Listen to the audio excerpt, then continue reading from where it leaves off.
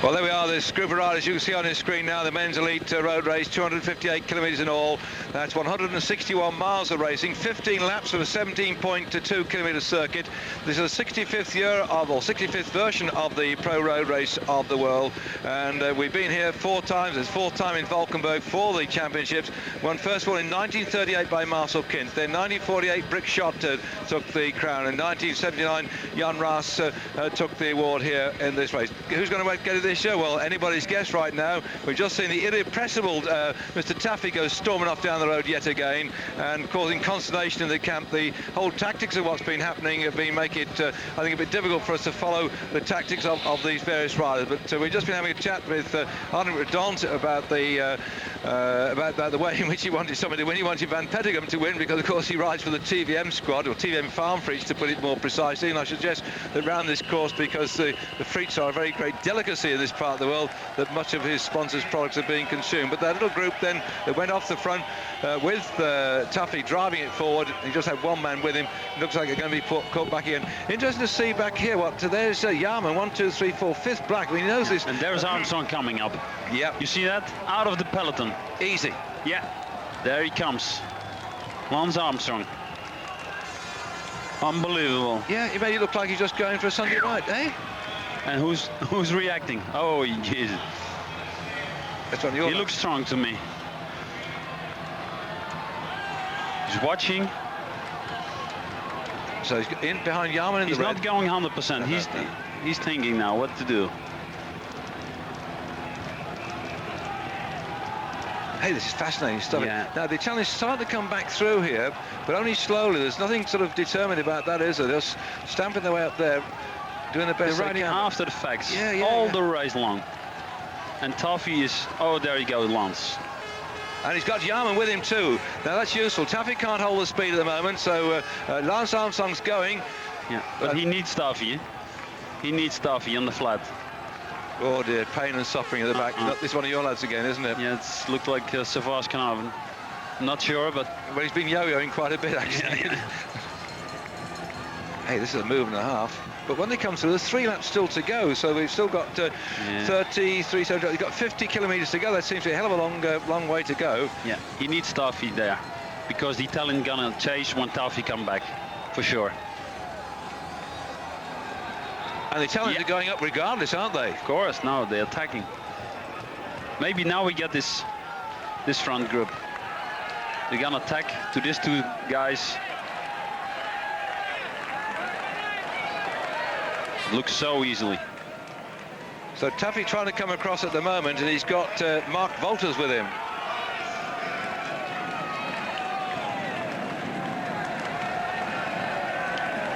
No, that's Jarman there and Armstrong, and coming back from here is Taffy and Wolters. They've now been caught, but they were the 2 who were doing the chasing. Yep. There's a Dutch guy.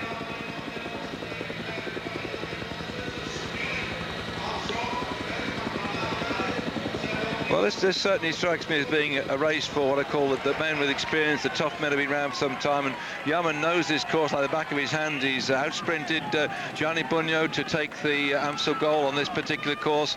He's won it twice, in fact, the Amstel Gold race, so it seems to be very suitable for Jarman. And oops, a bit of a problem. That's Danny Nelissen. Yeah. He's had a rather up and down season this year, hasn't he? Did he have some problems on his knee? Yeah, he has some, I think he has some health problems, knee problems, etc. Well, he's done his job so far. Yeah, he did his job for the team.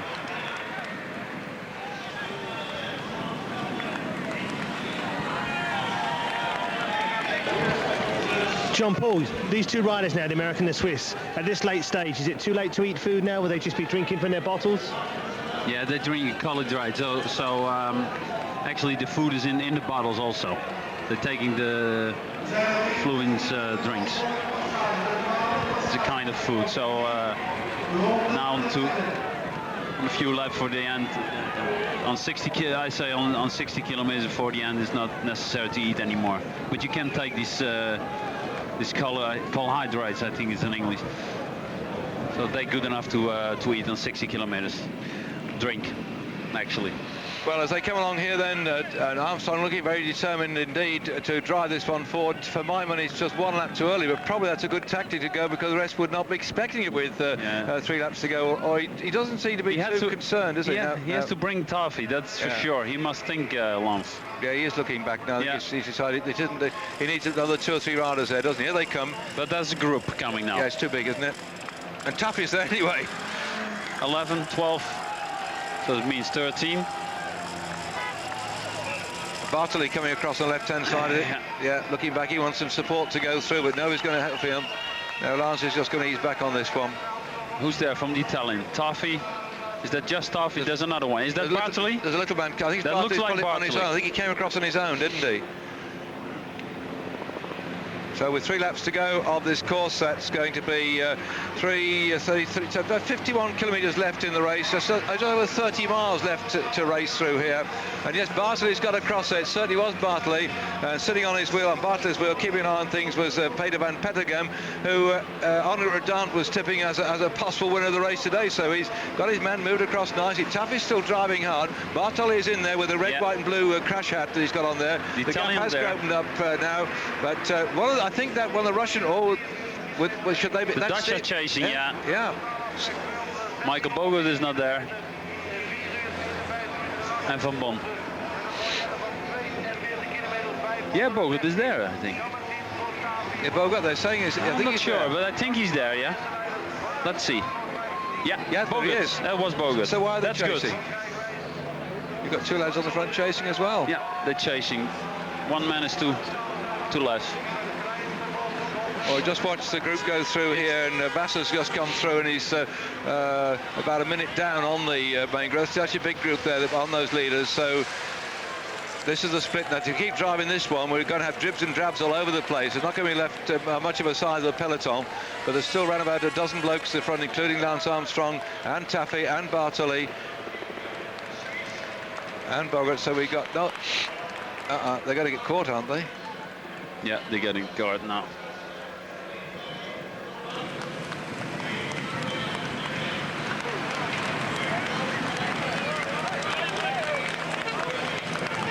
Yeah, a lot of bike riders around here. Latvian rider playing Steve. Peter van Petegem on the back. The Belgian. Number 67. He's quite a useful sprinter too, isn't he, Van Petegem? Apart from being tough enough to get round. So I wonder that... no, he's doing all right then.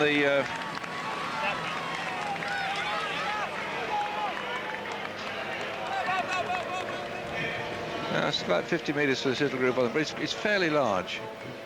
I saw passing here Mark Lutz, one of the Dutch helpers. So there's your average speed up on the board at the moment. 3 laps to go. Let me just look, whilst it's settling down here, this group, at the average speeds we've been getting so far through the race. I mentioned to you it's been getting quicker and quicker, things been getting on. And it's quite remarkable, the first 8 of the laps, we start out at 38.38 kilometers per hour. They went to 40.01, then to 43.40, and then 41.98, then 42.38, 44.44. So we've the actual total monitor, that's 44. Yes, I've been averaging the average speed is creeping up all the way. We're now touching 42.51 kilometers per hour, and we've increased the average speed all the way through. We've just done 206 kilometers of the race, and the time 4 hours and 51 minutes at the end of that, the 12th lap. That last lap 23 minutes and 30 seconds. The fastest lap we've had so far was 23 minutes and 6 seconds on lap 10. So it's been a very, very quick race so far, and still a sizable group at the front here, and the back seemed to me as if they might just to be able to keep this thing going. Is there enough people in there to keep it going, do you think, John Paul? Yeah, I think so. It looks good now. They're working together, and that's the most important. Before they were the Dutch, they were riding, and then now a bit to the back. Yeah, I think they have the tactic, and they changed the tactic. So Michael Bogert is in the front, and they let him go.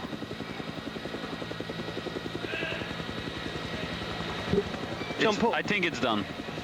Okay, John Paul, instead of being a Dutchman, if you were the Italian manager, what would you do from now on? Yeah, for the Italians, okay. The two Taffi and Bartoli are in the front, so they can't do better in this moment. You can see on the front there, it's all Italian. They're waiting and they're blocking the race. So it's finished. The race is finished. Now we have to look in the front group, and there's gonna be the winner in. Total block.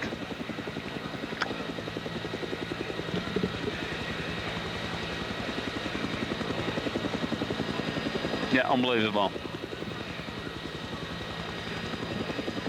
It's not that big bunch anymore. How many?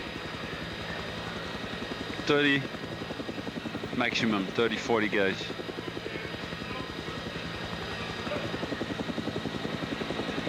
I want to see what's happening in the front.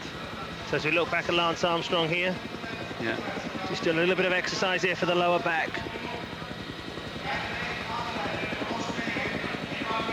Looking back at Lance, he had a fantastic Tour of Spain by finishing 4th. Yeah, it's unbelievable. This guy came back from very far. Should be a miracle when he wins today. Everybody has a sympathy for him. Okay, what sort of conversation do you think is going on here between the two Italians? I think Taffi's gonna open the race again, because now they have to make a good tactic. Taffi's going to open, and Lombardi is waiting till the final is coming on.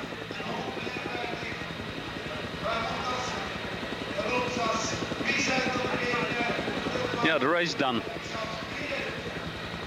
Unbelievable. After more than 200 kilometers, the Italian have the two, Taffi and Bartoli in front. The Dutch with Michael Bogert.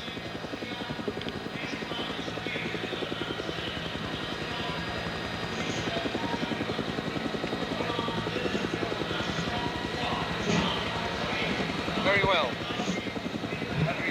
Well, this race certainly has come alive since Lance Armstrong and Yarman decided to have a go up that climb. But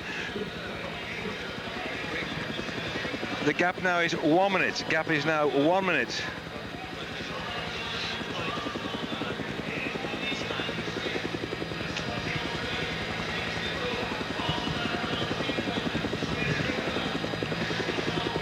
So one of the Kazakhstan riders going across here now, or trying to sort things out. The gap, 1 minute. This going through Maastricht. This is not the part of the world where much can go on though. They're going to have to start nipping through the back lanes and up towards that climb where the spectators waiting anxiously to see the race come through, which really has got the selection. Anybody who's in this field now can look for a chance to survive the next 3 laps. I think the people who've done all the work closing down the gaps, or those who started with more hopes and aspirations to finish the course, have now just climbed out if they haven't got the strength in their legs. And there's some it's amazing, you can't really feel the state or that the riders are in, or see the state they're in from the camera shots, or even when the cameras come down here. We have the fortune sitting in the start finish area to watch when they come through. When you look at the face of these riders, Bartoli's gone on the front now with some very bright pair of red gloves on. He's just gone on the front. He's had a crash earlier on. He had to change his bike twice. This is Bogart we're looking at here. He also seems to be riding as if he's just come out of the pits too, because they're all covered in all the guns that's come off the wheels of this race, and we've now been racing for just coming towards 5 hours of activity. I'll just put a word in too for the part of the world we're going through, because eventually now, I think that's cameras in on the front going through. Eventually we'll probably see this thing begin to break up even more. But we're in a very nice agricultural part of the world, hence the reason they're looking so mucky like it. They have been actually around trying to sweep and clean the roads. We saw the trucks out earlier on cleaning it. But the other big problem we've had with the race round here, and I put out a word of a thanks to for the fruit farmers locally, because all around here there's a lot of fruit farmers, particularly apples, and the people in South Limburg have said how much they've enjoyed being part of the organisation here. And at the top, we've not just seen that the cameras put a great big tableau which had been created 10 metres and made of apples. They put 3,000 kilos of Mergeland in the colours of yellow, red and green of the apples just out there to commemorate the the race going through, and it's a very nice thing indeed, because they had to be very careful here, because this is the time of the year when they've been out, the farmers with the tractors picking up the fruit and working along the road you see here. And of course we've virtually had the roads closed for the last 5 days, but they did work together with the organisation to make sure that the crops will be harvested as best they could do without causing any big problems. So our thanks then to the farmers locally for allowing the race to come through. It's amazing when you close down an area. It seems dead easy just to bring a bike race somewhere, but it disrupts all sorts of activities. And the orchard people around here have now, I think when it all goes away, they're back to their normal surface. They've got some lovely apples here. Golden Delicious has been used for the yellow surface. The Gloucester apple's been used for the red ones, and the Elstar has made up the green border. So if you see that from the top shot at some point, then that is what it was out there on the far side of the course. I think it's not a good tactic for the Dutch. Just one man in the front, Michael Bogert. It's hard for him to win by himself. You mean to close it down, you feel? Yeah, of course he's one of our favourites, but he can't make it alone. He's not a real sprinter, so he must attack him and be by himself on the finish line. So I think it's unbelievable. I can't believe the Dutch do this. And there's several Italians there too, aren't there? But of course they got Bartoli down the road, so that'll suit them, won't it? Yeah, there were two in the front. That's okay. So we are with our lead group. But they were so good all the race long, and now he's by himself.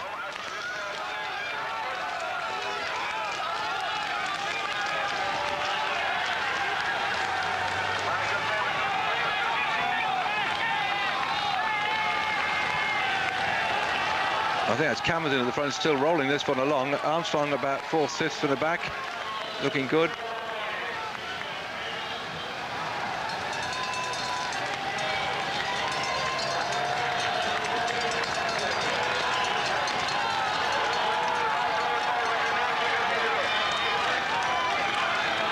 Very cracks. That's Yarman going up with the white cross, the Swiss on the back. So in fact the Swiss have got a couple of riders here, what with Kamazin and Yarman. Yarman very strong. It's he and Armstrong that really started the action going on the Coburg.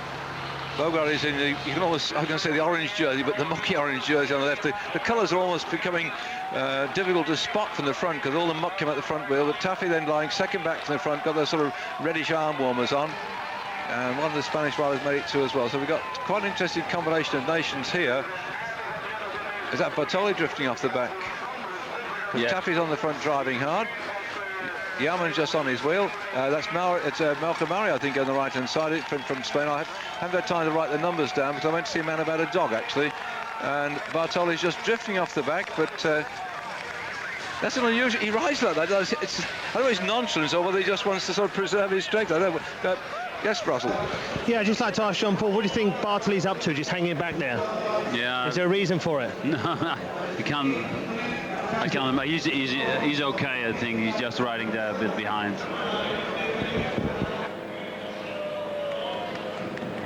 And Taffy's on the front, Bartoli's on the back, so... Yeah, it's not usual. What Bartoli is doing is not usual. He's riding on 5 meters. Doesn't look he's in problems, no. Not at all. He's just drifting along, isn't he? Yes, yeah. I think the Dutch have to try something out to come behind with a smaller group. With Van Bonne, for example. Yeah, there we see Smeel. Yeah, Smeel, sorry, yeah. And the Italians just put the lid on it now. This is so typical tactic. They all sort of go forward. I don't know how dead they are. They're going to get up there, try and slow things down a bit. And then the rider from Russia just alongside Zinchenko, who won a couple of stages in the Tour of Spain. Not far off from...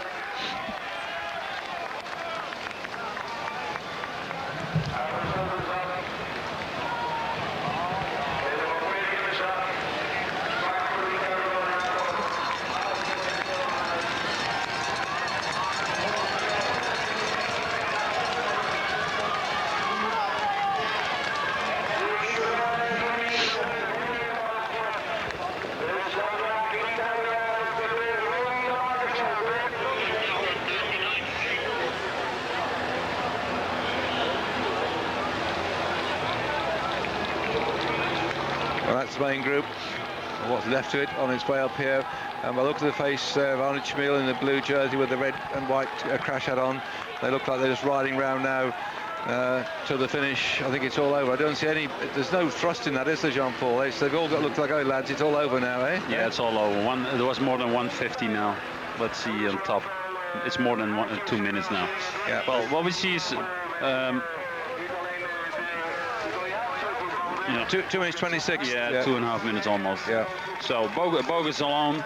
He's not quite alone because he had Mark Wouters. It's a Belgium guy. He's riding for Belgium.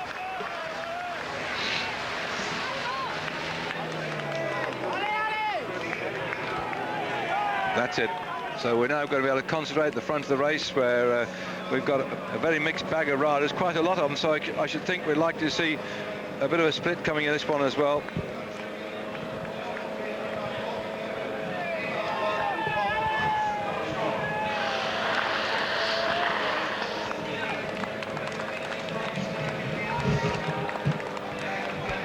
Who's going to drive this one on? Mr. Tuffy's had more than his fair share, but I suppose the word will come up shortly that the main pack seems to have called it a day.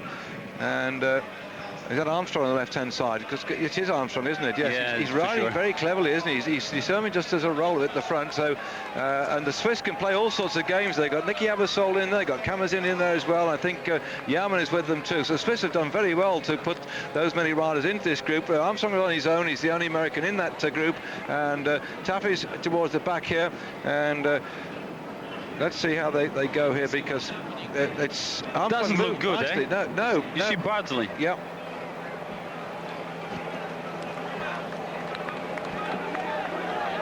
It's splitting it. The group's a bit too big, isn't it, Jean-Paul, for this to work well? And I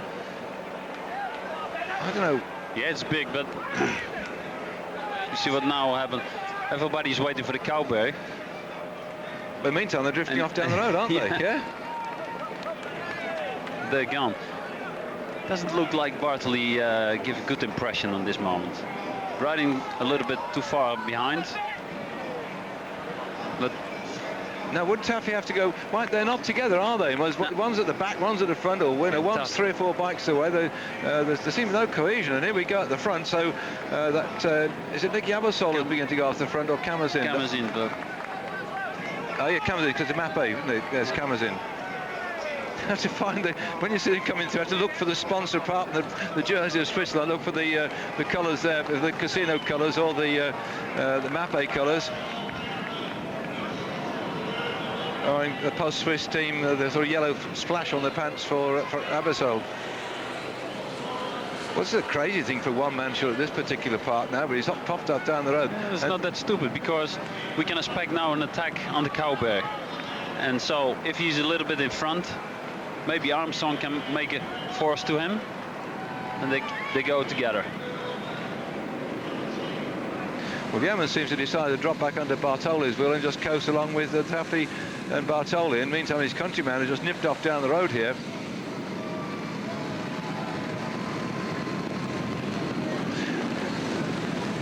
Well, when he comes through here, 2 laps to go towards the end of this race. That's 34 kilometres left.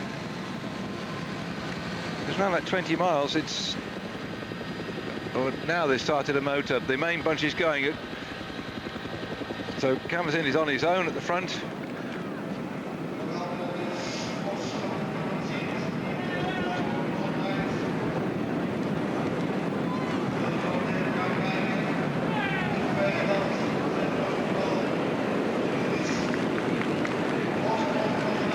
The gap then is 2 minutes and 30 seconds.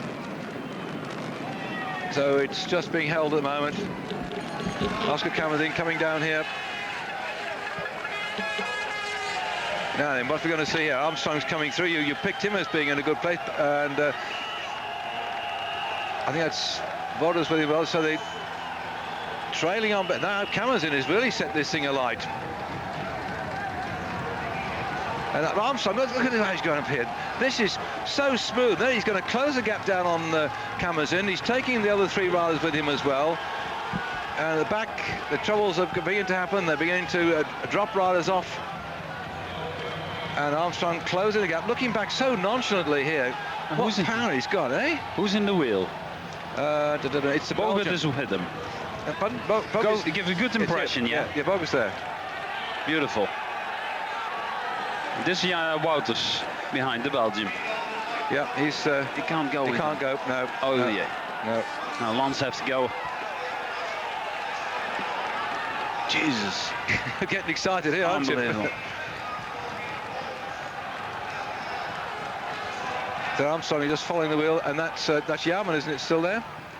Oh, is this Yarman? The one, they've both got. One's Abersol, and one is. Oh no, that Bartoli's struggling, isn't he? Bartoli is really struggling. Yeah, Bartoli is not good.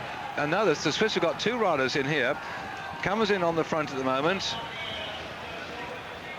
driving the thing forward. Catch this three, catch Cameron's in, then you have a nice group of four. And look who's in the group of four. Haha. Michael Bogert. So Abersol is in there, just going across now, Nicky Abersol, and Lance Armstrong, Bogart. Well, Abersol won't do any chasing, will he? Because his mate's off down the road, so they can't expect much from him. He'll just follow the wheel. So it's firstly just Bogart and Armstrong.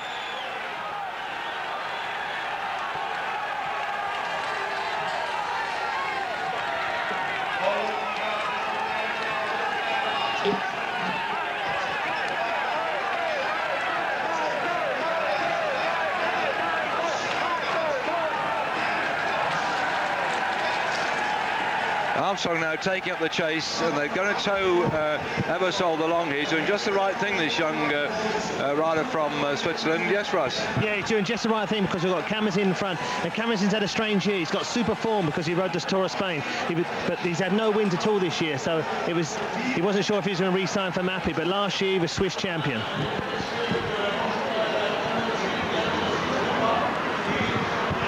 Oh, that crash! Oh, no! Tombe.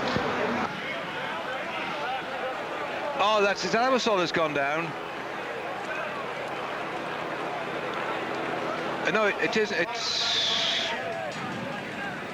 Hang on, that must be. No, that's Yarman's gone, wasn't it? Yeah, because this up with the lead group we've got here is still. Here, watch him going now. What happens here? Yeah, it's Osberger's gone. Oh! Slippery there.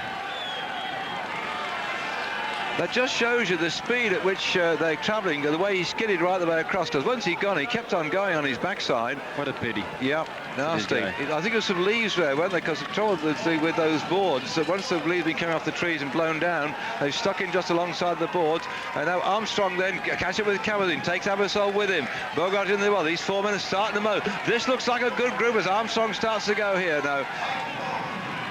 Oh shit! This is they've been painting the road. This is we had exactly the same trouble yesterday. Yep, the paint. They're all in the paint. They get the water on top of it, and they're all over the place. Okay, Jean-Paul, you've got Michael Bogart sitting on the back. Okay, what should he do now? Should he work with these three, or should he sit on? I think he should work, but with his reserves, because Armstrong is strong in sprint and on the hill. So I think it's not possible to drop him on the Cowberg, so he must pay attention for Lance, and I think it's hard when this four comes to the finish. It's hard to beat him in the sprint. But you say work. Surely, maybe you should wait for one of the Italians to come up, like Taffy, before he starts working. As we see, look. Maybe that's better. Yeah. With four, they control each other too much, so it's better you wait on this on Bartoli, and who's coming up. That's Wouters, maybe. Yeah, Wouters is coming up, the Belgium, and he's from the Rabo. So you have the same team as Michael Bogus riding for Rabobank. There we are then, coming up towards the end of this lap. And a nice mixed bag of bad luck then to Berg to crash out in that rather remarkable way. 2 laps to go. And you see the clock coming through here as Bartoli not looking... Yeah, it's not Wouters, it's Van Petegem from TVM. Not looking too happy at all.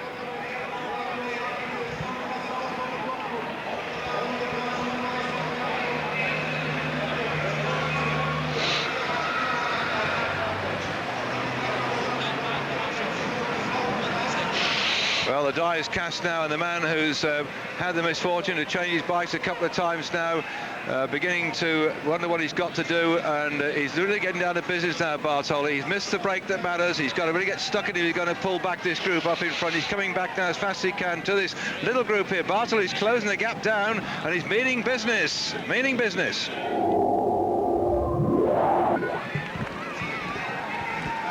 This race is really developing into a very interesting game. Unfortunately, Berg, who just crashed coming up the top of the Coburg, went over the top and then hits the advertising hoarding into the thick and sticky stuff alongside there, with a bit of leaves and some of the paint are skidded all over the place. He's having to chase like crazy to get back into this group, but in reality the front group are the ones I think we've got to watch out for being the men to make this thing happen at the end of it all.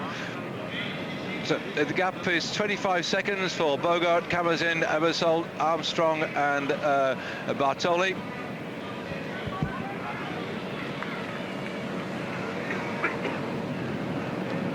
So Mannion in that second group, together with Mark Wolters and Rumsas and Taffy, together with Garcia from Spain, number 52, Peter van Petegem. And we're back then with the chase.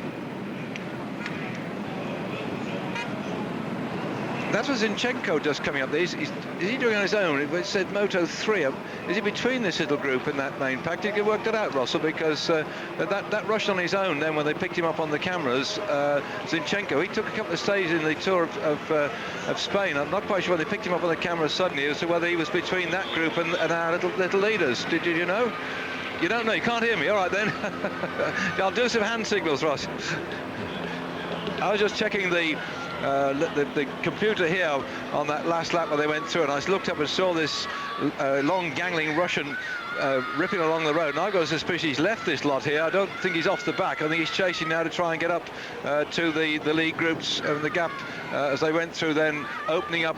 We'll give you the exact confirmed time, but they've been racing now for 5 hours 14 minutes and 17 seconds coming through there, and this is our lead group of 6 men.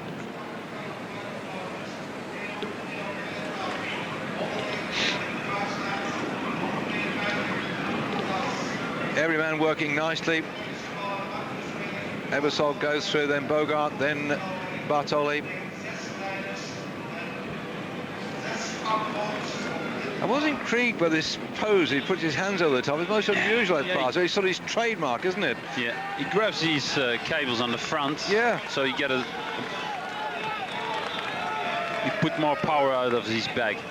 And of course, the UCI banned those little. They had to put on small spinach bowls. They said you couldn't use them. But and now he uses cables for it. Smart. Because he got special strong cables put in there. I think so.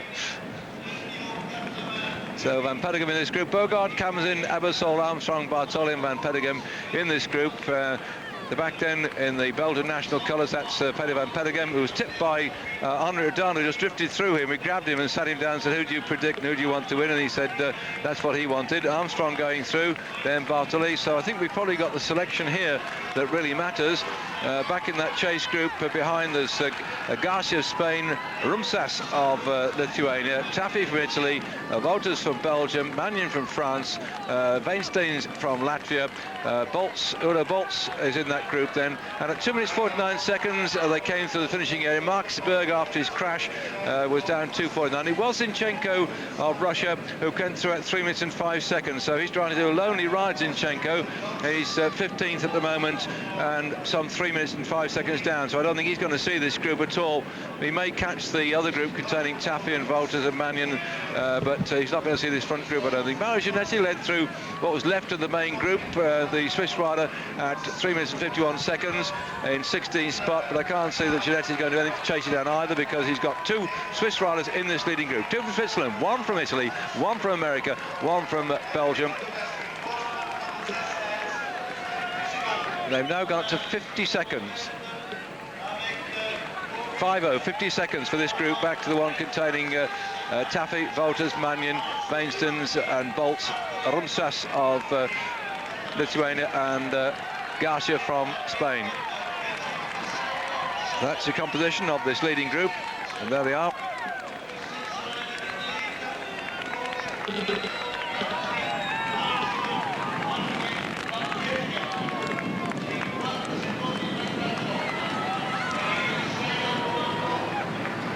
This is back, the group's over 50 seconds back to this one, and when they came through the finishing area, the gap was only 20 seconds. They've lost half a minute just running down in towards the outskirts of Valkenburg. So a quick check of that.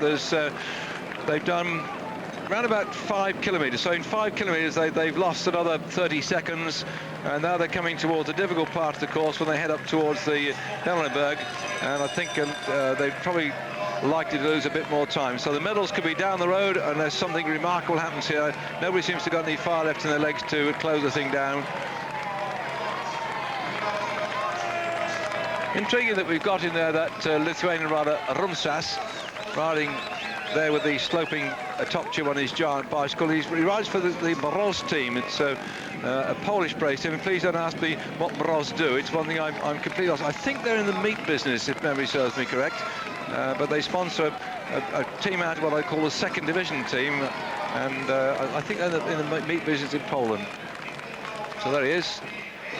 Oh no, it's Sveinstein, the Roman Sveinstein, the Latvian rider, riding for the. Hang on, no, he's not the Moroz one. The Moroz one's further on down. It's a yellow splash on the trousers which shook me. There he is. There, just going on the yellow sloping top tube bike, and it was Rumsas from Lithuania. And the Spanish rider driving hard at the front is Jose Garcia, but they haven't got much chance now. The gap is growing up all the time. It's more than 3 minutes, by the way, back to the what's left of the peloton from the lead 5 riders. And here they are on your screen. Bartoli being very much a hot tip for everybody to win this race this year. Remember, they've got, when they come round, 1 more lap to go. This is only on the run towards the Valkenburg climb, which they're going to have to do twice this time and the next time round as well. All working remarkably well. Looks nice and comfortable. I haven't seen anybody missing a turn yet. Arm warmers coming up for other places, down to serious stuff. That last lap, by the way, the time was 23 minutes for the last lap. The average speed 44.870 kilometres per hour. That's just nearly 28 miles an hour for that last lap. And I'll just check on my computer here. I think we're probably going to find that was one of the fastest laps. Yeah, 44.87. This is typical pro bike racing. Lap 13, nearly 45 kilometres per hour. It was the fastest lap we've had so far. Exactly 23 minutes. The one before that was 23:06, and that was on lap 10 when they started to sort it all out. But now they're going faster and faster. This just shows you the strength in depth. They've covered 223 kilometres in all of this race, and those 5 riders in the front are going faster. These typical pro bike racing, and they are, say, travelling around this course at 44, nearly 49 kilometres per hour, nearly 30 miles an hour that last lap. It's unbelievable, the strength, and you have to raise your hats, John Paul, to this man Lance Armstrong. I mean, you've watched him over the years, I've watched him over the years, and to come back from Cantor like he has done, and to be able to ride at this level, I don't know what your thoughts are about this, but speaking to Rolf Sorensen, he said that since he had his illness, Lance has lost a lot of the sort of bulkiness over his shoulders, and he said he's turned more into a true bike rider, because Lance before was more, as a triathlete, a more bulky rider and more suitable to single days rather than the 3-week tour. They're also now Sorensen rating him for the 3 weeks tour like he did in Spain. So it's a marvellous comeback, isn't it, eh? It's unbelievable. And I saw him in Philadelphia with the Open Championships from United States, and he didn't look similar to me anymore. No, he had a different look also, more skinny. More bike rider, even more a bike rider. He was a good bike rider, but he's changing. Yeah, his body has changed. And his face has gone. His face is very changed also. Yes. Well, I think it was Russell said the other day when he finished 4th in the time trial. I said that bit unfortunate for him, and he said it must be very sad. And Russell said, well, at least he's still alive. And I thought, and just to fight back against that illness as he had to do. And when the beginning part of this season, many people are asking questions. He goes and rides the Paris-Nice. He does about 20th in the prologue time trial over Suresnes, the climb outside Paris, down into the Avenue Foch and up towards the Eiffel Tower, not towards the one in the centre. Where is it? He's got up at his 20th. We thought, good, next day he gets shelled out, back group, and gets upset, goes back over to the States, and we thought that's him finished. But he made a marvellous comeback, didn't he? What, that Philadelphia, was that their championship thing? Yeah, and he was riding very good there also. He's He's winning the Tour of Luxembourg then after that, and he had a marvelous season this year. So it's unbelievable what he did. I think it's... And what I say, he's changed. Even the look in his eyes, very strange.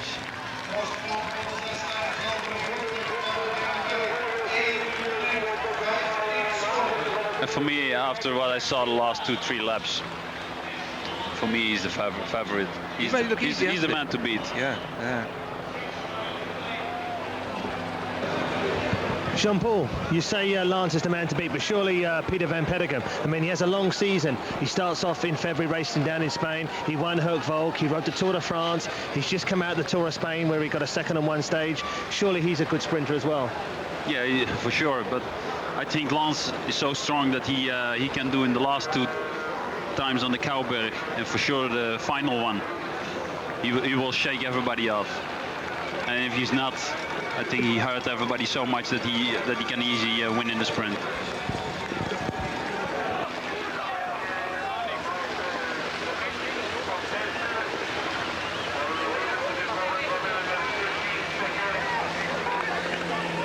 So 1 minute 15 seconds is the gap between our leaders and this chase group here, and I think Manion's got to do a lot of work, and he's a very tough and strong man indeed, but I don't think any of the rest of them seem to have the sort of fire in their belly any longer. They're just hanging on for grim death to finish. They've done what they set out to do. They've tried to get into the final moves that mattered.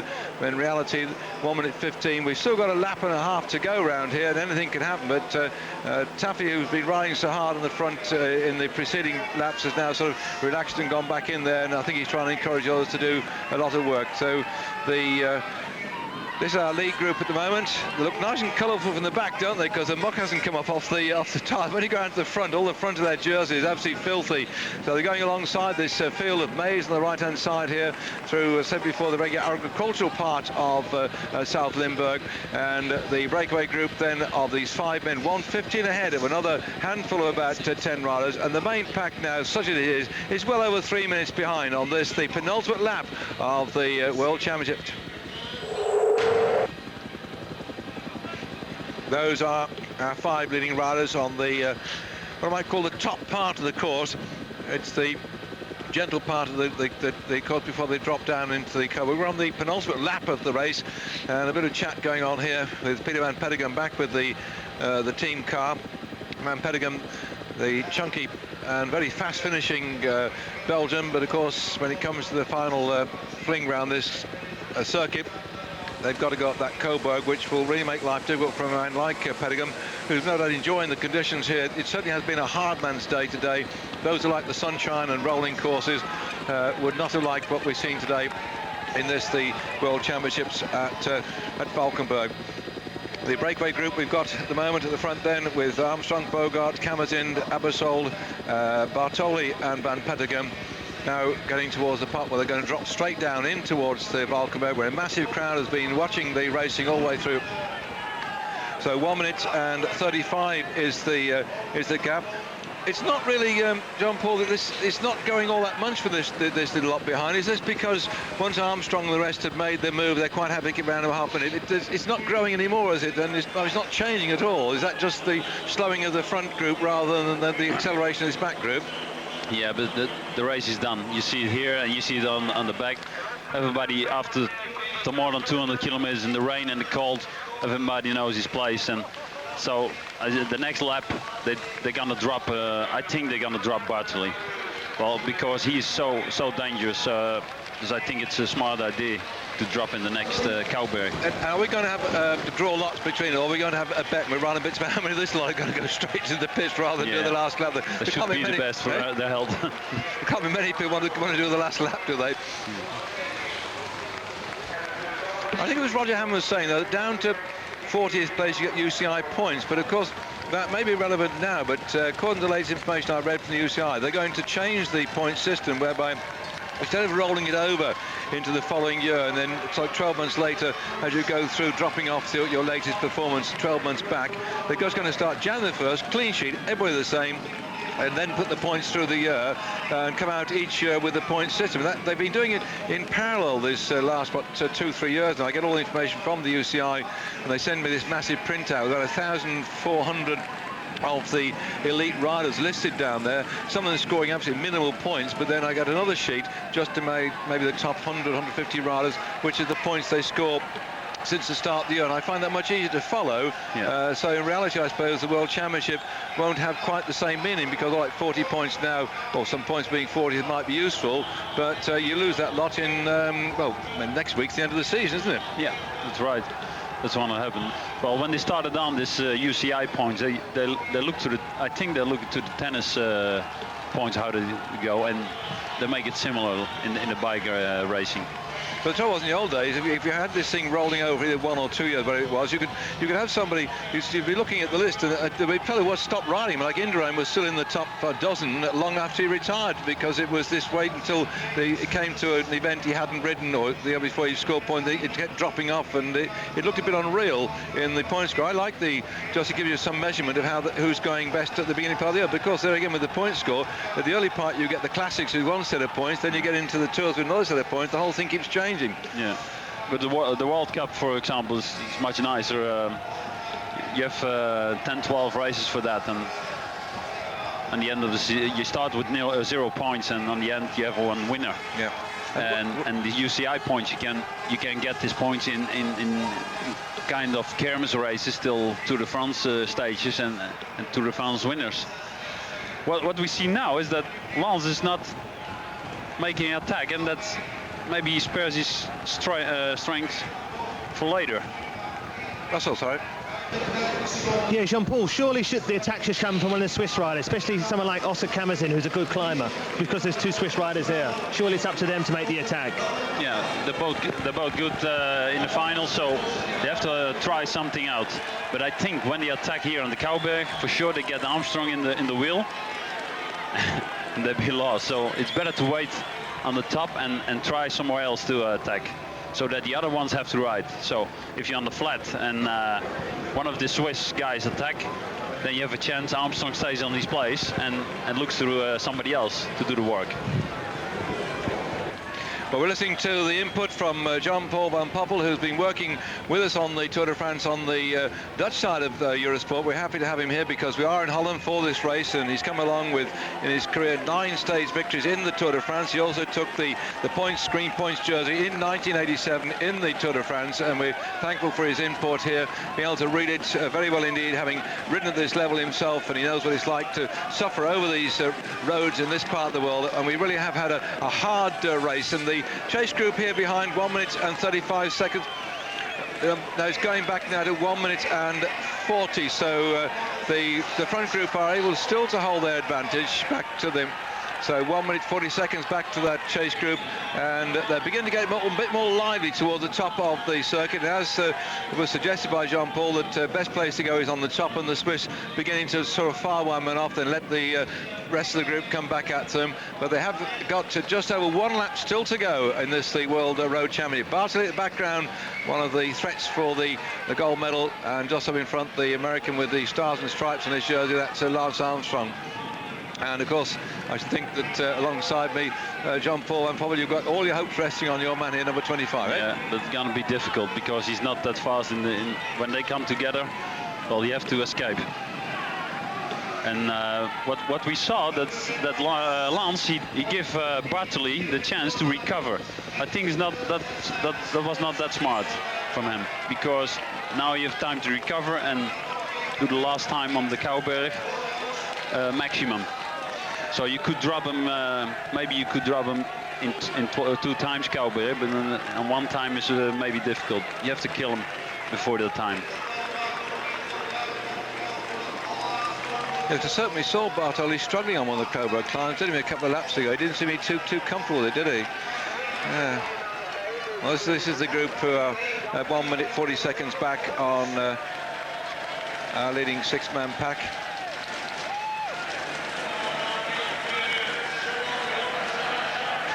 This fellow at the back's never moved off there. He just sat there all the way through and let the rest get on with it. They're wondering who the hell this man Veinsteins is from Latvia, but he's just coasting along, sitting at the back of that second group. They come through now, they'll hear the bell going, and this final lap then with still 6 men in with a shout for the gold, silver and bronze. In this, the 65th professional championship of the world. It dates back to 1927 in Germany when Alfredo Binder won the championship of the world. Giro Dengo was within second spot. So it's a well-established series of races. We can come through to Valkenburg when was here once before. The bell lap goes when the Belgian Marcel Kint won the race here. By the time we came back in Valkenburg in 1948, it was a brick shot of Belgium who got it. So you can just see the sort of riders that have won it. In fact, looking back over that first few years of the race here, the races have been won by hard-riding Belgians. Marcel Kint in 1938 and in 1948 again at Valkenburg, brick shot. Going down the list of the people that have won this World Championship over the years, I was very pleased to see on my list, of course, here that of Tom Simpson, the British champion in 1965, who became the world champion in Le Sartre in San Sebastian.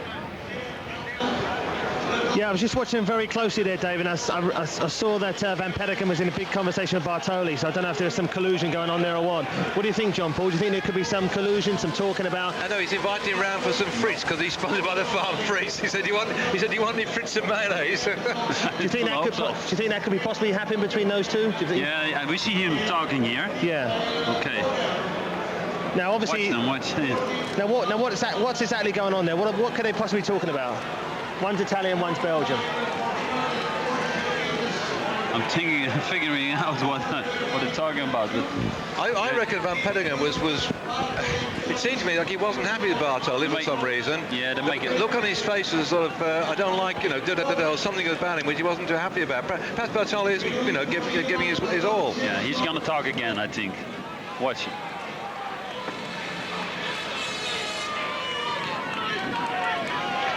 Well, there we are, as Lance Armstrong ploughing his lone furrow here. He doesn't really want to talk to anybody. He's concentrating very much on what's going on. And so with Bogart going through too, looking very concentrated here. When they went through that start-finish line, they've really knocked a big hole between them and the rest of the chasers, because this comes what's left of the race, and the gap on the screen you can see now is coming up toward the thick end. In fact, over 2 minutes as they go through. So on the bell, that chase group, not a chance in hell of catching them at all. 2:04 for the field as Mannion leads them through. And I think we're going to have to wait again about another 2 to 3 minutes before what's left of the real big peloton comes. Just look at the state these chaps, look at the state their faces after this circuit.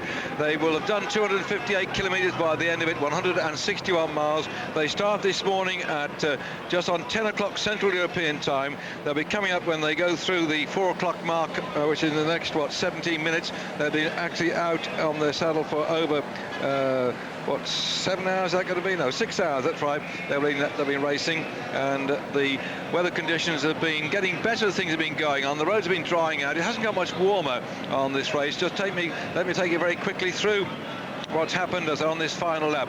At the early part of the race, they went around the first couple of laps just sitting together, watching each other and going rather slowly on the first laps. And then as we went through in toward the third lap, Anderson of Sweden attacked and went off on his own and did the thick end of one lap on his own before he was joined by 12 riders. Guénon and Lino came up from France, Hoy from Denmark, de Jong, Vaucamp, also from the Netherlands, moved into that leading group with Hondo, Abersold and Jerman, both those two, Abersold and Jerman from Switzerland, and then Kosipu came up with Dirksens and Bunyo and Zanini. Now, that 13-man lead group went round for a couple of laps. They actually got finally caught on the Memelenburg climb on lap 5. They've been averaging nearly 42 kilometres per hour, over 26, 27 miles an hour on those early laps. And the Spanish riders set about chasing down the break, and they eventually did the damage, and on lap 5 they caught that leading 13-man group.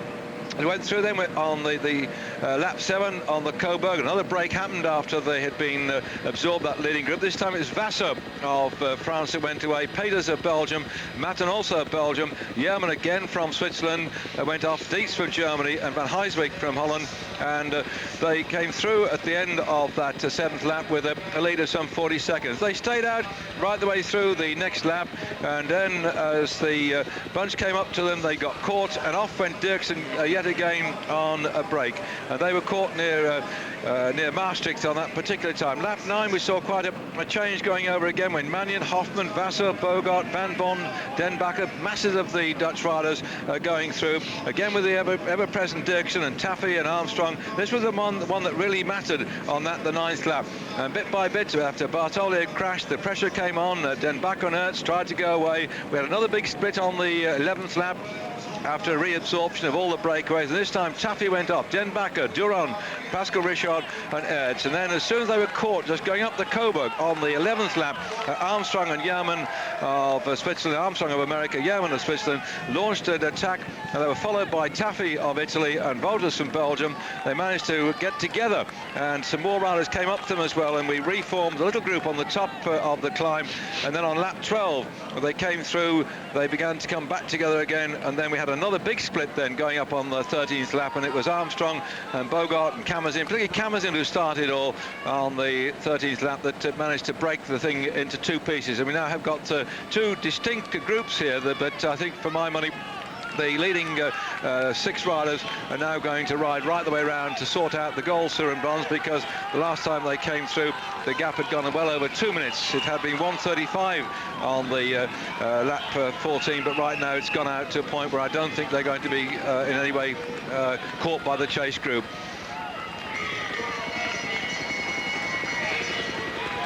You were saying actually, John Paul, that you thought that Armstrong ought to have tested Bartoli a bit on that Coburg climb. So if he's got to test him again, surely this next Valkenburg one is to stretch it, but it's still too far from the finish, isn't it? No, it's not. Yeah, it's far from the finish, but he has to try something out. But when he gone by himself, then it's gonna be difficult to stay in front, because it's about 1,500 meters then. So if he can go on the Coburg and take somebody with him, and he get lost of Bartoli and Van Petegem, that should be very good for him.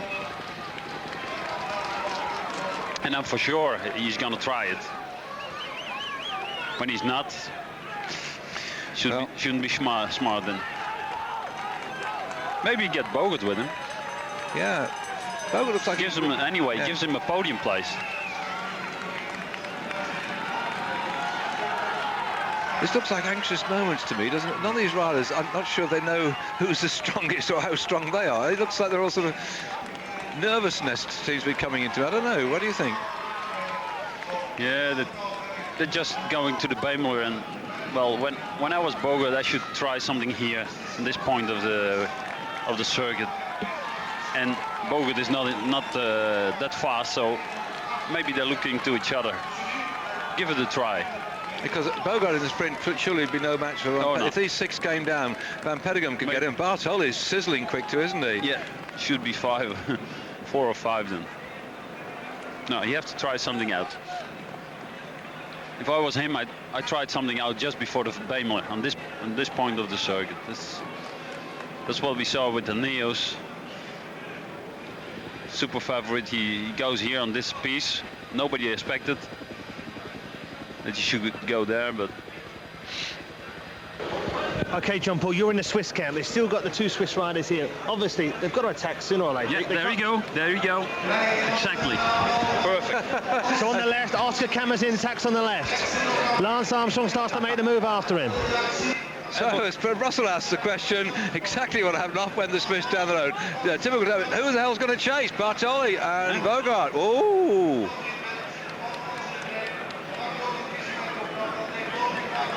You just need a moment, and the gap is there.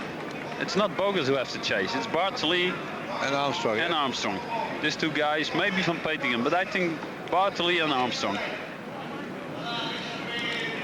And it looks like Bogart's not... Oh, yeah, there is Armstrong. He's smarter. Yes, because he waited by Bogart. That's better. Oh, Bogart's got a punch. No way. Oh, what a shame. It's all over for him, surely. Yeah, it's over. It's finished. It's finished. Unbelievable. What a pity.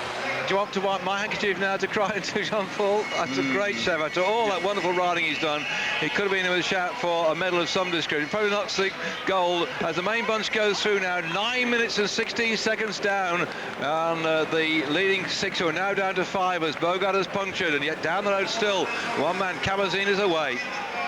Jean-Paul, this is just what you said. You said the Dutch should have 2 riders in the break, and look what goes and happens, a front wheel puncher for Bogart. And it's finished. The dream is finished. So they just couldn't put another man up there and close that gap down, so there's no help at all for Bogart. But it just came when it made. If he'd have punctured maybe a kilometre back down the road in Valkenburg, in Maastricht, it might have been different, but he's got it just as Kamazin went away and the chase crew is going on, so that's thinned it down. We're now down to 5 men and still Kamazin going away. And what a lovely ride sitting in here, for the it's going to be great. The other Swiss riders will get sort of coasting into here. It's a lovely little way. He can watch all the moves now, can't he? And Nicky Ebersol. That's a good moment, the attack for the Bemelenberg. So that's it, one man down the road at the moment, Oscar Kamazin, the chase, just these 4 riders, don't know what to do.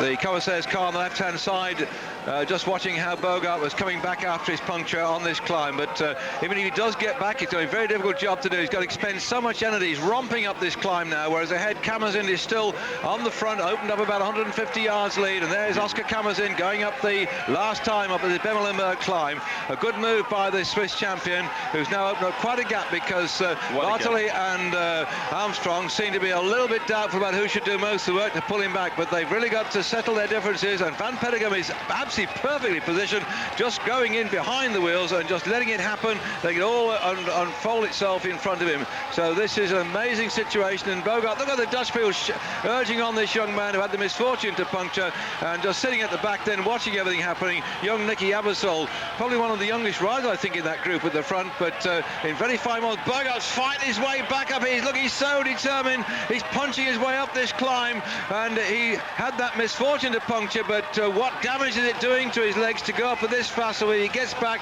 he could well be stuffed, surely, eh, John? Yeah, even when he gets back, his legs are broken. There's Van Petegem is coming. This is bad news for Kamazin. And Bartoli gritting his teeth and going out to Van Petegem. Yeah, this is bad news for Kamazin. When they stay together, the tempo will block. On this way, here he comes. Yeah, it's too late. It's finished. Maybe he can come back, but that's at least that's maximum what he can do. He's absolutely burying himself here. The commissaire, oh look, the mechanic's going to try and leap out the car. I don't think he's got any silly trouble. We're up with the lead rider at the moment then. Oscar Kamazin thundering along here. He's not long been in the pro ranks, and he went into pro in 1996 when he had 4 victories, including the Grand Prix winter and 3 times in the William Tell. But Lance Armstrong has just dropped back behind Ebersol. It looks like suddenly his legs must have blown. This can happen to anybody though, can't it, eh? You can just suddenly go whap like that. That's what can happen with this cold. We're on the final lap of the World Road Race Championship for the elite riders. We used to call them the professional riders, and now the elites, giving us a wonderful race here. Lance Armstrong have been looking so strong, coasting around this course, and suddenly on this final lap, as it exploded when Kamazin went away, Bogart punctured, and Bartoli has taken the opportunity of going up to Van Petegem. Armstrong has to chase all on his own now. He'd been drifting up the climb before, but just when it mattered, we're getting towards the end of this race, and a massive course it's been today. 15 laps of this 17.2 kilometre circuit, 258 kilometres in all. A total is 161 miles, and Kamazin has done just the right thing on behalf of the Swiss team. He's gone off down the road here, and he's really burying himself and hoping to stay away from the chase, which is being led at the moment by Bartoli and Van Petegem.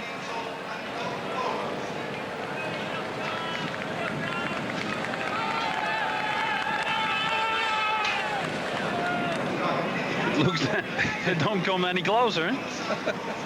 Do you think they've quite happy that Armstrong's gone now, eh? Must be.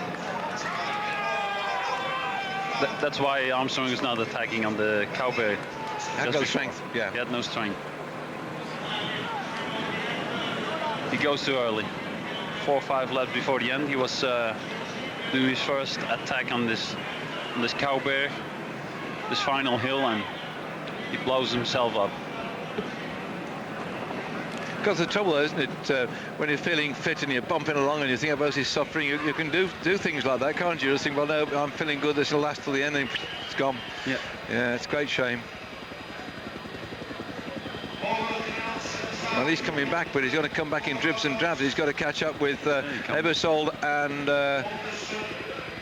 Armstrong. He'll catch them, and he's now catching them too, but he's got to keep going, go past them. Yeah.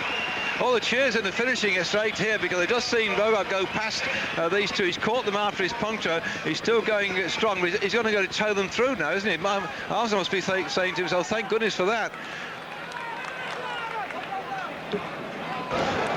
Jean-Paul is... Go.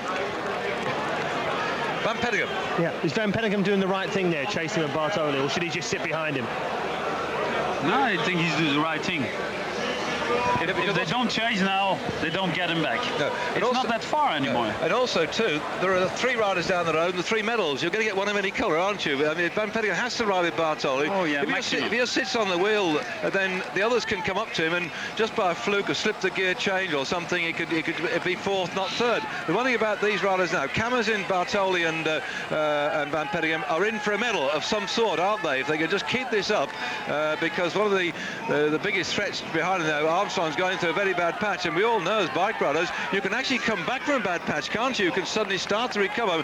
Over this distance, it's not easy to do, but we've all been through bad patches, and if you suddenly come good, and here with Armstrong now, having got Bogart's going to be so fired up. He's on his home territory, he's wearing the orange jersey, he's determined to try and do the best he can. Even if he gets just back on the tail of Bartoli and Van Petegem and dies 1,000 deaths on the Coburg, he'll have done a great job, and that's what you're just going to ride along, isn't he, Van Petegem? Hey, like that, eh? Yeah, but bury him so, eh? Yeah, it's too much. Not to kill him, but you're going to bury him so, eh? Yeah. But anyway, the 2 chasings from Petegem with Bartoli, they're not back. It's 12 seconds. I think it's a hard job to come back, but Kamazin. Well, he looks really, really strong to me. Yeah, past Swiss national champion, won 2 stages in the in Austria, a couple of stages in Switzerland, and he's a good time trier. And I think he used to be pursuit champion of Switzerland as well. I'm not quite sure. He's got the ability to ride fast, but of course, that's not always so easy when you've done like 250 kilometres, which is about what they've done now. So still Bartoli and Van Petegem here trying to pull back the Flying Swiss, who launched himself away. They looked at each other. He gained about 10-12 seconds down the road, and now they can't catch him.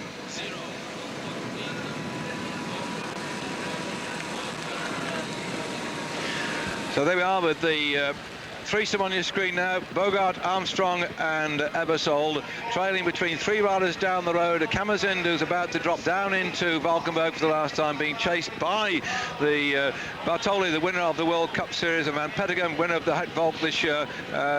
They are 15 seconds and 35 seconds back. So 15 seconds is Bartoli and Van Petegem, and 35 seconds to these 3 riders here. So this is the race now for the gold, silver and bronze down the road. But can these 3 catch them back? But unfortunately they catch them, I rather think, that unless they start stalling. We've seen that before, haven't we, Jean-Paul? Once they get caught coming inside the finish, they start freewheeling and looking around over the shoulders, then something can wham from behind through the traffic. It's not over yet. And everybody's fixing up these little hills, these 2 little hills, the Bemelenberg and the Cowberg, for an attack. But we saw it yesterday and we saw it today. The attack was just before the Bemelenberg, on the back of the circuit. And that's where he went. And that's where he went, on a good moment. You just need a moment that they're looking to each other, and then you go. Let's see what Bartoli has. Can he attack? Does he have the power, or can he just stay in the wheel from Van Petegem? Petegem looks very good, doesn't he? And of course, being a Belgian, this cold and wet and horrible conditions suited him down to the ground. But mind you, Bartoli doesn't mind the hard conditions either. Lance Armstrong, Bogart and Ebersold, they're a bit off the pace now for this last climb, eh? Yeah, they're finished. They're beaten. They're beaten. Let's see what's happened here behind. That's more interesting. 35 seconds confirmation coming out of the race radio that Armstrong, Bogart and Ebersol. Ebersol will not lead the chase because his team countryman out here, the Mapai Brickaby rider for Switzerland, Oscar Kamazin, prancing his way up the top of this climb. Then he had 26 victories as a minor rider, then he went to 11 victories as a professional. He's now, that was up to last year, now he's starting to get the biggest victory of his career, providing a stay away from these two riders. Van Petegem still doing the work. Is Bartoli going to attack? I think Bartoli looks like he's struggling a bit, or is that his normal face? He didn't look too good. What do you think, eh? Just can't stay in the wheel. Still so far. 10 seconds. I think it's finished. So 10 seconds still then for Kamazin. Yeah, that's enough for Kamazin.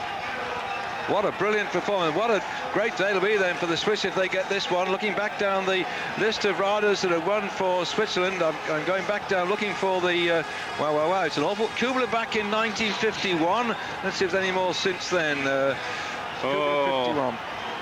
He's still strong. There you go, Kamazin.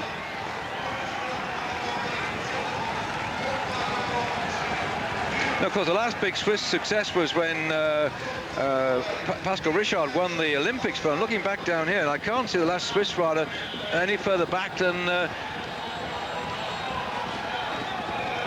it has to be way back there. My goodness. Ferdy Kubler, 1951, at Varese in Italy. Wow. Okay, and now he's on top.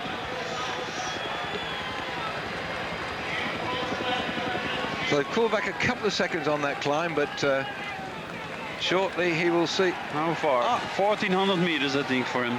And 30 seconds back to the Armstrong group, so they pulled 5 seconds back, but that means that Armstrong is 20 seconds behind Van Petegem and Bartoli. 15 seconds. Unbelievable. Unbelievable. 15 what a ride. Seconds. Yeah.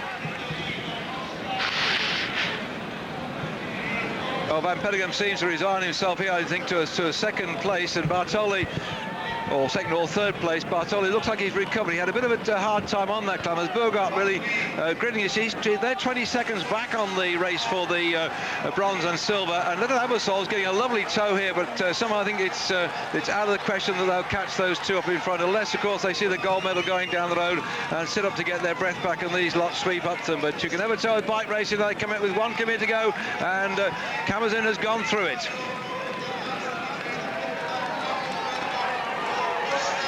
800 meters, less than 800 meters for Kamazin. And this is the new world champion. Well, the 27-year-old rider from Vegas in Switzerland had 8 victories last year as a professional rider, including the Swiss Championship too as well, and he's looking back now to see what damage he's done. He probably keeps going at this rate or not, so those two behind just don't seem to have the strength in their legs to catch him back, and so for the whole of Switzerland they'll be waiting with bated breath then for this victory to come off, because it's 1951 in Varese the last time they had a Swiss victory. That was Ferdy Kubler, and if I look further back than that, yes, he knows he's got it. In fact, they only ever had 1 Swiss victory before at the World Pro level, and that was Ferdy Kubler. That was in 1951, and now here in Valkenburg in 1998, some 47 years afterwards, this young lad here is going to ride into the record books as a world champion in Valkenburg. He chose exactly the right time to go, and the rest could not catch him as they looked over the shoulders and took turns, but they didn't get him. He went down the road, on to victory. 42.83 kilometers per hour, the average speed for a race, which has now been going for just over 6 hours. As Bartoli on the right, the winner of the World Cup this year, tries to go to the silver. Van Petegem is a punchy sprinter, but he's been doing a lot of work to pull back Kamazin. Can Van Petegem do it? Van Petegem's starting to go. He's starting to go, and Bartoli's absolutely blown. And Van Petegem gets the silver, but he's disappointed and elated as Bartoli, who'd been a tip for the gold medal, gets the bronze.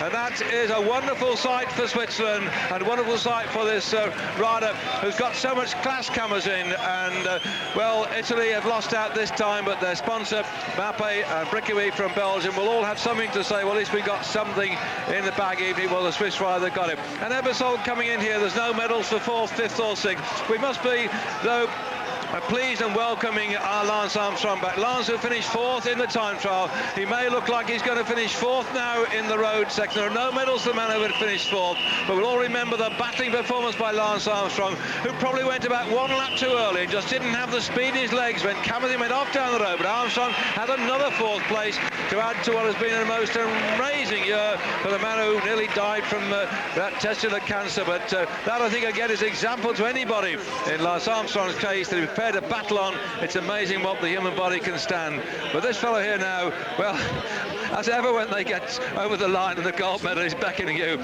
it sort of hits you like a big hammer. And then poor old Michael Bogart, surrounded here by the press, getting a picture of a man very unfortunate to have punctured at the end of it all. And that was a great disappointment. You can see by the state of his face there that he absolutely rode himself into the ground. Well, the rest of the riders will be coming in. The main bunch will not be here until, another 10 minutes from now, I suppose, by which time the riders will be scrubbed down and be ready for the presentations up on the podium for the medals in the World Championships.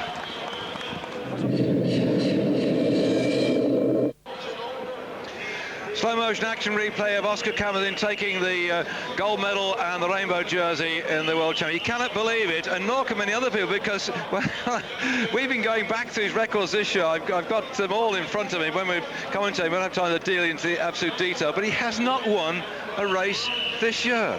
And the only race he wins is in October, and it's the World Championship. That's a fairy tale story. And not only that, it's not since 1951 has a Swiss rider won the World Championship. So he was first, Van Petegem second for the silver medal, and Bartoli coming in for the bronze medal into 3rd spot. Amongst all the people we're talking about, the two tipped as being in the top place, Bartoli and Armstrong, we all thought that they would be in there for the gold medal. It was not to be, but Lance having a second 4th place in these World Championships, following the one he had in the time trial. Well, no doubt be somewhat disappointed by that, but at least it shows that Lance is on the way back, and I'm certainly going to see him in the big tours next year, fighting through and probably getting himself a big tour under his belt, because he's got the stamina, he's got the guts, and he's now got the physique and build to get through there to do well on the 3-week stage races. So bad luck to Lance to be out the medals twice in succession. You see him now launching himself out round Bogart, and disappointment for the Dutch, because Bogart punctured about some 10 kilometres from the finish. He chased his way back to these two, but he couldn't get up to the leaders, and he had to be content in the end with coming into 6th spot.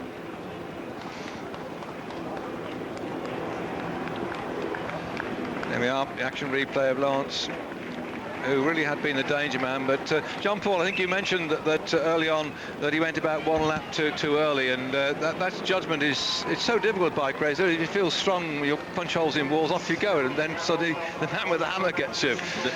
Exactly. So what do you think about Lance, the way he's come back this year, eh? Yeah, it's a beautiful race he did, of course, and but anyway, he feels himself so strong that after the race you can tell he goes too early. He didn't spare his strength for the final, so maybe a bit disappointed for him. But anyway, 4th place, beautiful. Yeah, it's from Andy. Yes, where he's come from. Yeah. Well, Ross, we're getting towards the end of the programme, and we're going off to do some tennis shortly, and you've been running up and down and talking to all sorts of people and sitting here a bit more relaxed, I suppose, than we are with all the commentary. John Paul Van Poppel sat alongside me. Your first thoughts, first time you worked with us on the World Championships, and you watched it now from this position as we are just beyond the finish point. What do you think about the race this year? The race was absolutely fantastic, or as they say here in Holland, it was beautiful, a beautiful race.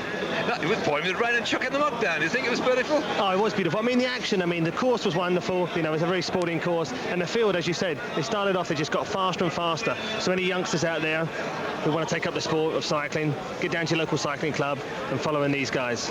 And anybody in Ireland, by the way, week today on the Sunday, there's going to be a big open day for cycling all over the place. I'm sure that the Irish champion will be happy to go out and ride locally. I know he's going to be out there, Mark Scanlon, who won the junior championship of the world, but he will certainly be part in that as well. So the race has come to its conclusion. We'll be on to the presentations, I hope, at some point. We may have to go off quite quickly towards the the tennis, but we've seen some battling racing here on Eurosport. We've been at it live right the way through since we started. We came in just after 10 o'clock with the start of the programme.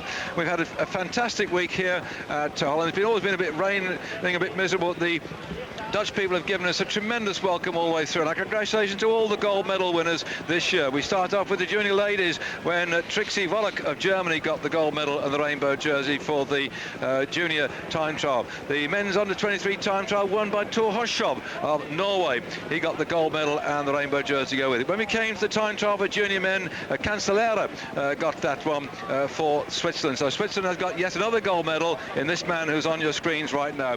Moving on to the ladies elite women's time trial, that was run by Leontine Zillard van Morsel. She collected the medal and the jerseys after a big layoff and a big break. She came back with a bang to take that one. By the time we came to elite men's time trial, that went to Abra Milano. He collected the gold and the rainbow jersey to go with his one he got on the road race. We're now going to have an interview with Oscar Kammerden. I'll let it come up on the headphones. Ja, das ist wahr. Ich glaube, 1951 war der letzte Schweizer Weltmeister. Und ich bin sehr, sehr glücklich, dass ich quasi der Nachfolger bin. Oscar Kammerden. He's saying he's very, very lucky to want to get the championships. Ja, ich habe immer daran gedacht. Gut, eine Weltmeisterschaft ist ein Tag. Du brauchst. The question is, when do you think you have the chance to be the world champion? Dass du die richtige Gruppe erwischst. He just said you need good legs. Ich habe im Kopf and good luck. An einen Sieg gedacht, weil sonst muss ich nicht an die But he said that in my head I always felt that I could win. Mit Ebersold, mit Zwerg war ein bisschen Unglück, aber die ganze Mannschaft hat sehr gut gearbeitet. Ja, das ist wahr. Ich möchte in dieser You're just saying his team worked very well today. Der Schweizer Nationalmannschaft vielen Dank sagen für die Unterstützung. Wir haben sehr gut harmoniert. And he's thanking the whole team for the help today. They're all working for him throughout the race. Ich wusste, dass ich im Sprint keine Chance habe, darum habe ich vorher etwas probiert. Yes, he had to speak. He spoke to Ebersol, he said, and Ebersol said he had no chance to the sprint. That's why Kammerden he took off. Im Sprint normal habe ich keine Chance gegen so schnelle Leute wie Bartoli oder Armstrong. Yes, so he also said he had to try something to before the sprint, because he couldn't beat, say, Bartoli in the sprint, and that's why he took off. Well, he took off in fine form, went through and got that gold medal. Going on through our list of gold medals, we had this week. I mentioned that Olano took the time trial gold medal. He didn't ride the road championships here because his knee gave him trouble on the damp and miserable conditions that we had in that time trial, and that was it when we had Mauri Pratt of Spain the second spot, so first and second. Gonchar was third, and Armstrong finished in fourth spot. Men's under 23 went to Basso, the junior women's to Leibig, and the junior men's to Mark Scanlon. And there we have now the next week's activity for cycling. Next weekend, the World Cup Tour of Lombardy. That's the end of the road race season for us on Eurosport. But then we're going to be bringing you from Bercy the Open de Nation. This is a tremendously good track competition. We look forward to doing that partly live, partly recorded. You see in two sections there, and I hope you'll join us for that one. It's an 8-nation competition with 8 riders on the track. Always good to watch, but we have really the end of the season as far as we're concerned here with this Oscar Kammerden. We will be bringing you the World Cup from Lombardy. As usual, Eurosport bringing you the best in bike racing, has been doing all the way through the whole of this 1998 season.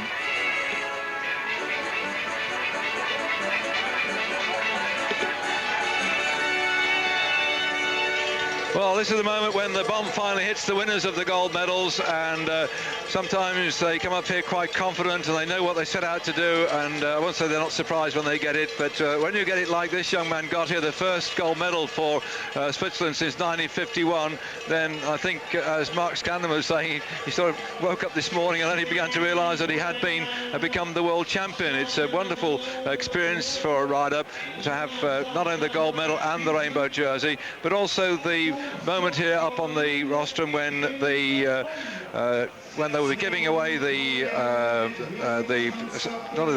medals and the bouquets, but also the national anthem will ring out. And I think we've got some very important guests up here at the moment on the rostrum. Is that the Crown Prince there, John Paul? Yeah, exactly. Yeah. So to round off our whole week here, we also got the president of the UCI, Hein Verbruggen.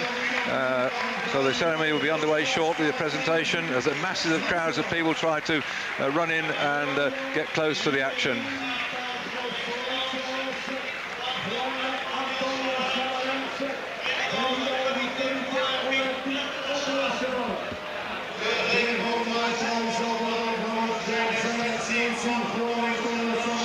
That's Sarange, isn't it, for the Olympic Committee? Yeah. Sarange. Yes, for the President of the International Olympic Committee, come here to present that rainbow jersey. Of course, now in the Olympics, the professional cyclists, because it's become open racing now, these riders can compete in the Olympics. Of course, Pascal Richard, we saw earlier on, was the man who won the Olympics this year. Crown Prince here? Crown Prince, Willem-Alexander. He came out to the Tour de France, by the way, with Henny Kuiper. He took him around to meet a few people just to get the flavour of bike racing at the highest level. And there is congratulating Oscar Kamazin for his medal. He's very sport-minded, yeah. Yes.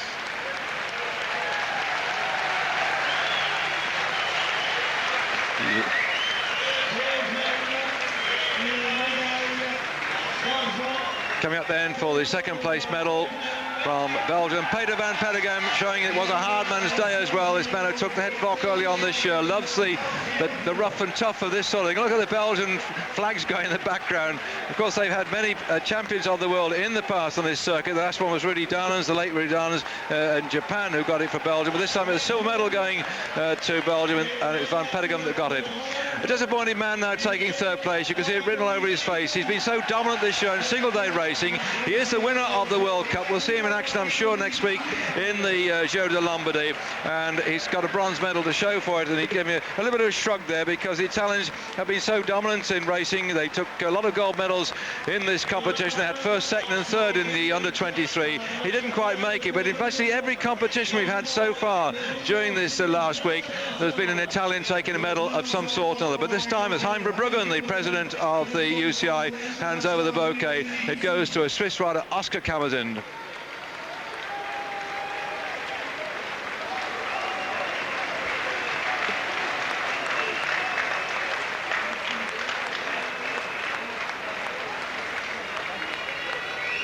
Well, Hein Verbruggen comes from Holland.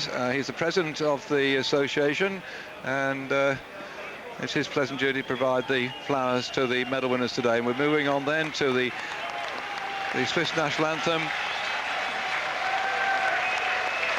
which has already rung out during this series when we had the tremendous time trial results earlier on during the proceedings, when Fabian Cancellara won the junior men's 23-kilometre time trial.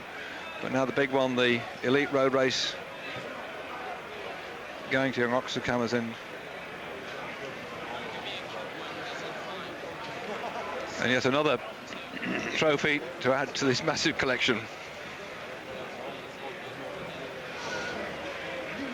All the presentations of the various awards now over and done with. I think that's the mayor in the background who's made the final presentation. And this is the moment, I think, when he finally hits anybody who gets the gold medal and the rainbow jersey, when the national anthem rings out.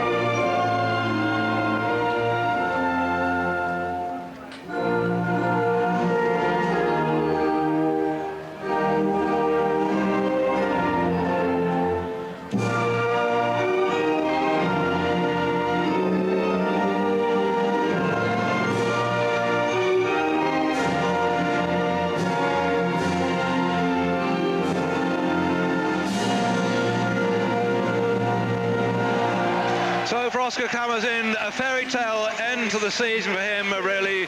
His only victory of the year comes in the World Road Race Championship over a very tough course on a very hard day. 258 kilometres, 161 miles of racing, and he did it in just over 6 hours to take the gold medal. Jean-Paul Van Poppel, it's been a great day's racing. Quick comment for you at the end of the programme. In fact, it sounds like we're going a bit off early, a bit quicker.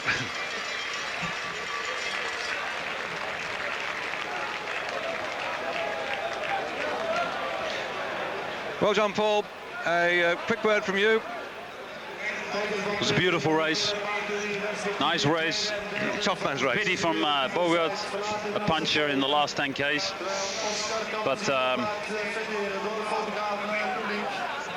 so that's a worthy winner, and consolation then, congratulations to Holland in the way in which the Bogart punched towards the end. Russell Williams has been helping me throughout the whole of the proceedings. Thanks both Dean Russ for your help. Thanks Jean-Paul Van Poppel. For me, David Duffield. Look forward to your company next weekend for Tour Lombardy and the track. But until then, for me, it's time to say bye.